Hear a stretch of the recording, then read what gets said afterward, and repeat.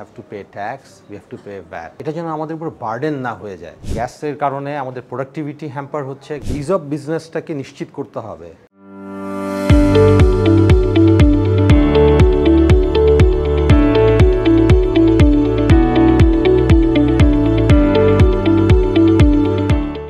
প্রথম থেকেই আমাদের উদ্দেশ্য ছিল যেন আমরা প্রিমিয়াম ব্র্যান্ডের সাথে কাজ করতে পারি, হাই স্ট্রিট রিটেল যাদেরকে বলা হয় তাদের সাথে কাজ করতে পারি। এবং এই হাই স্ট্রিট রিটেল যারা আছে তারা সবাই they are all focused on fast fashion, they are focused on good design. তো মেক অ্যান ইম্প্যাক্ট আমরা প্রথমেই যেটা করেছি যে we have introduced in house design section.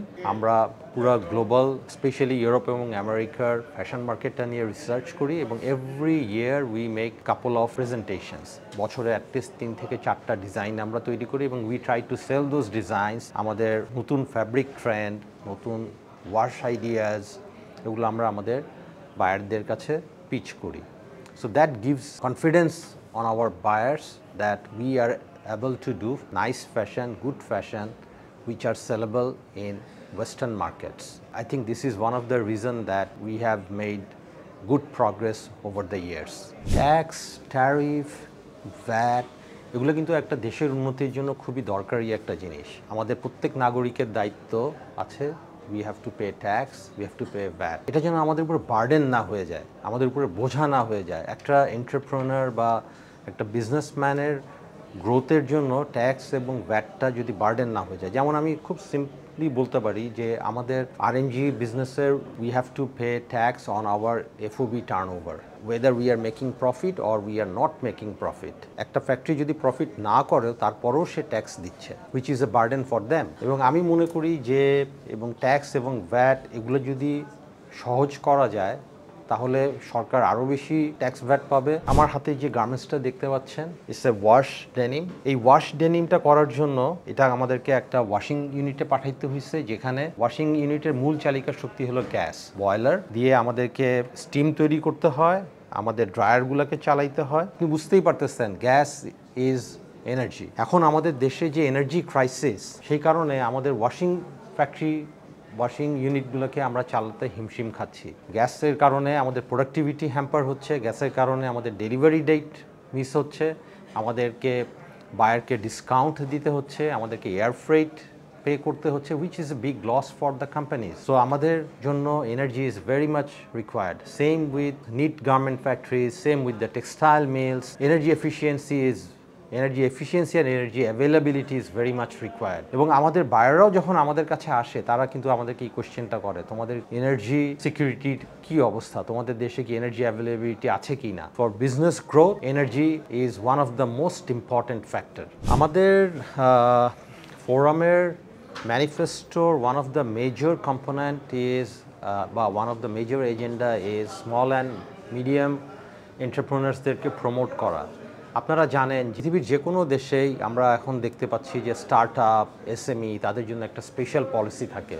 SME বলেন বা একটা নতুন উদ্যোক্তা বলেন, তার জন্য দরকার ফাইন্যান্স, তার জন্য দরকার ইজ অফ বিজনেস। আমরা জানি যে ইজ অফ বিজনেসে বাংলাদেশের standing 168 out of 190 countries. So আমাদেরকে ইজ অফ বিজনেসটাকে নিশ্চিত করতে হবে। একটা নতুন উদ্যোক্তা যদি প্রথমে এসেই এই দরজা 10টা দরজায় তাকে নক করতে হয়, তার একটা লাইসেন্সের জন্য যদি 1 বছর চলে যায়, এই কস্টটা সে কীভাবে মিটিগেট করবে। তো আমাদেরকে চিন্তা করতে হবে, ইজ অফ বিজনেসটা নিশ্চিত করতে হবে যে একজন উদ্যোক্তা যেন with a certain time, maybe a month or maybe 1.5 months, he gets all the licenses, then he can get all the utility collections. আমাদের ইউটিলিটি কালেকশন পেতে আমাদের বছরের পর বছর সময় চলে যায়। So this must change. সবচেয়ে বড় জিনিস যেটা অ্যাভেলেবিলিটি অফ ফাইন্যান্সিং। তো আমাদের গভর্নমেন্ট নতুন উদ্যোক্তাদেরকে প্রমোট করার জন্য এমন একটা ফিনান্সিয়াল পলিসি ডেভেলপ করা উচিত যার মাধ্যমে একজন নতুন উদ্যোক্তা সহজেই ফাইন্যান্স পেতে পারে। Total RMG business in this world is right now going through a big change. আগে যে বড় বড় রিটেলাররা পুরো মার্কেটটা কন্ট্রোল করতো, আমরা জানি giants like Walmart, Kohl's, Kmart, Carrefour, এই ধরনের বড় বড় রিটেলাররা পুরো ফ্যাশন মার্কেট বা অ্যাপারেল মার্কেটটা কন্ট্রোল করতে, but this is changing very quickly. Specially আমি এসএমই ফ্যাক্টরিদেরকে বলবো to focus on design, to focus on modular lines, to focus on faster delivery So this will help you to boost your business. Because এখন অনলাইনের অর্ডারগুলো ছোট ছোট, এইসব ছোট ছোট অর্ডার করতে হলে you will need a modular lines. নতুন এন্টারপ্রেনাররা এবং ইভেন যারা পুরনো এন্টারপ্রেনার আছে তারাও এই ধরনের প্রোডাক্টের উপরে ফেস করতে পারে, এই ধরনের প্রোডাক্ট নিয়ে চিন্তাভাবনা করতে পারে। আমি মনে করি বিজনেস গ্রোথের জন্য একটা বড় কম্পোনেন্ট হইতে পারে প্রোডাক্ট ডাইভার্সিফিকেশন। বাংলাদেশকে সবাই আগে চিপ লেবারের কান্ট্রি হিসাবে জানতো। আমরা চিপ লেবারের এই তকমা থেকে বের হয়ে আসতে হলে আমাদেরকে ফোকাস করতে হবে সাস্টেনেবল প্রোডাক্টের উপরে। আমরা যেমন আমাদের দেশকে প্রমোট করতে পারি, we have the highest number of green factories in the world, this can be hour the বাজ ওয়ার্ড। এবং আগে বাংলাদেশে আমরা কেউ জ্যাকেটের অর্ডার নিয়ে আমাদের বাইরের আমাদের কাছে আসলে আমরা ভয় পাইতাম। এখন we were very successfully doing outerwear, jackets, all these things. এবং আমি মনে করি এর মাধ্যমেই আমরা আমাদের আরএমজি সেক্টরের একটা গ্রোথের বিশাল একটা অপরচুনিটি আছে। আমাদের দেশকে আমরা একটা রিব্র্যান্ডিং করতে পারি। We are the global hub of sustainable product and we are a sustainable manufacturer. We have the highest number of green factories in this country. We have to brand this for our favor, to build our image. At the same time, we also should look into diversifying our product category. যেমন